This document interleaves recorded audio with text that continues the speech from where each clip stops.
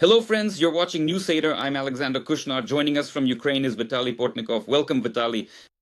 Hello. Vitaly, today the Financial Times confirmed what we had suspected all along. The heightened effectiveness in recent months of Ukrainian drone strikes on the Russian oil industry was not merely a coincidence, and it was not solely attributed to the drones becoming more sophisticated.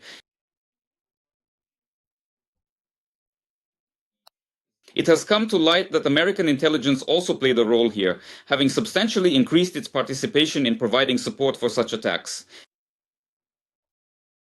It provides the Ukrainians with everything they need, from precise coordinates to specific routes and optimal flight altitudes to circumvent air defense systems.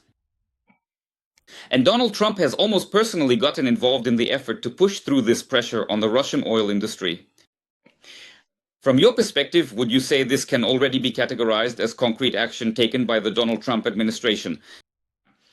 And is this a signal indicating a readiness to transition to the next phase, or is the ultimate objective just to specifically bring Russia's oil refining industry to a complete halt? I believe that Donald Trump is simply seeking methods to exert influence over Vladimir Putin. Because Donald Trump had a very specific, clear, and understandable plan. He never truly concealed it, and he isn't doing so even now. He thought that his good relationship with Vladimir Putin would enable him to get the Russian president to stop military operations on the Russian-Ukrainian front. I want to emphasize that these would be on privileged preferential terms. It wasn't just about stopping the military action because he wanted it. These were substantial proposals, recognizing the Russian status of Crimea, allowing Putin to retain control over the occupied Ukrainian territories, and suggesting the fundamental lifting of sanctions from the Russian Federation, because acknowledging Crimea's Russian status inherently paved the way for such a fundamental lifting of sanctions. Economic cooperation in the Arctic region, this encompasses a comprehensive package of proposals that Steve Pieczenik, as widely reported, engaged in discussions about with Kirill Dmitriev. However, Putin was never truly interested in any of this, for the simple and clear reason that he is solely focused on re-establishing his own imperial state.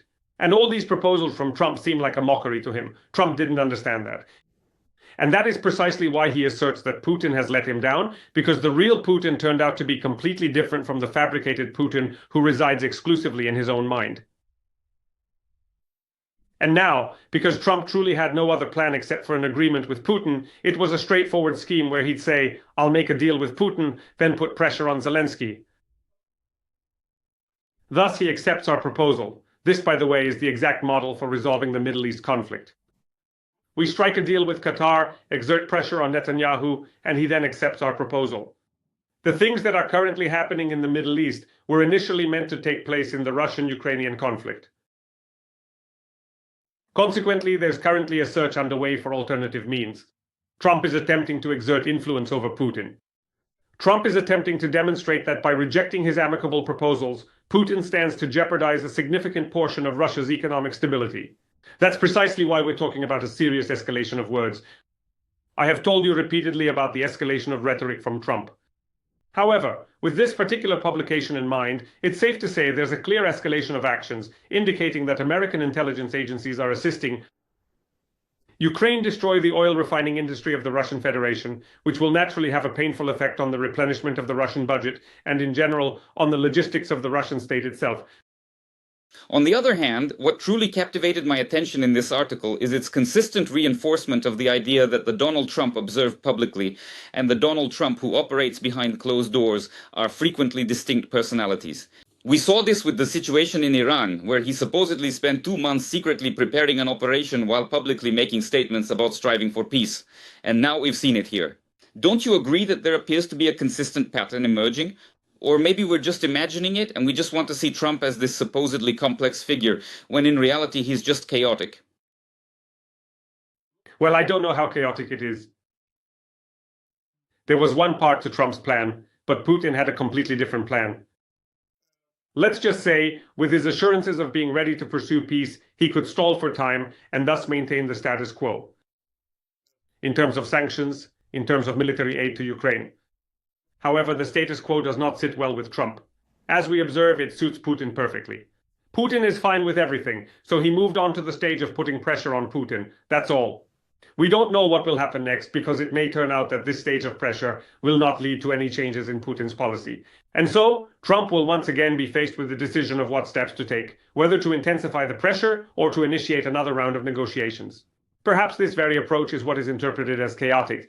Incidentally, we might interpret his approach to Chinese-American cooperation as rather chaotic, such as the imposition of substantial tariffs, the subsequent freezing of those tariffs, and then their reimposition, exactly as we've witnessed recently. And then, when it becomes clear that certain pressure tools are ineffective, Trump reverts to a dialogical approach. Perhaps it will play out similarly with Putin, but that remains uncertain. We will need to observe the unfolding of events to confirm this.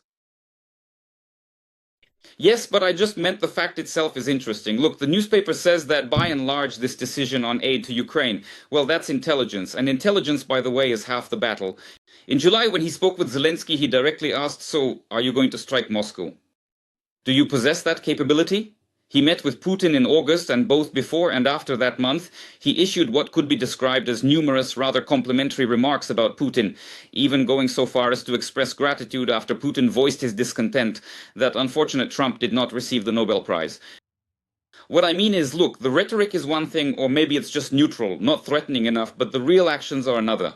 Moreover, he initiated this operation to aid Ukraine even before his meeting with Putin in Alaska, a meeting which, incidentally, he himself rated a perfect 10 on a 10-point scale.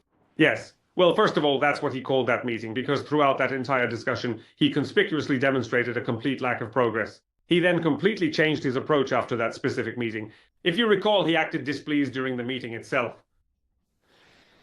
What he discussed with Zelensky, well, again to ask, are you going to strike Moscow? And then actually taking steps that truly assist the Ukrainian army in making tangible advancements are, in my opinion, distinctly separate matters.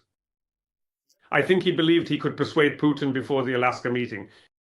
And by the way, he went to the meeting in Alaska precisely because he was sure it was his last chance to persuade Putin in a face-to-face conversation. Well, if it's not working over the phone, maybe we can meet and come to an agreement. And at the same time, he could have been exploring various ways to apply pressure in case he failed to reach an agreement, which is also a completely logical action. I don't see anything inconsistent in that. I see it as searching for ways to solve problems. Trump really does want to end the military actions on the Russian-Ukrainian front. Just like he wants to end Mideast military actions but doesn't know how. It seems he ended those military actions in the Middle East. But then again, we can't know what will happen in the next few weeks or months. This war might reignite with renewed intensity, but he is at least striving for appeasement. Essentially, this entire approach is merely a tactic of appeasement. He isn't fundamentally resolving the crucial matters. But appeasement is happening, yes.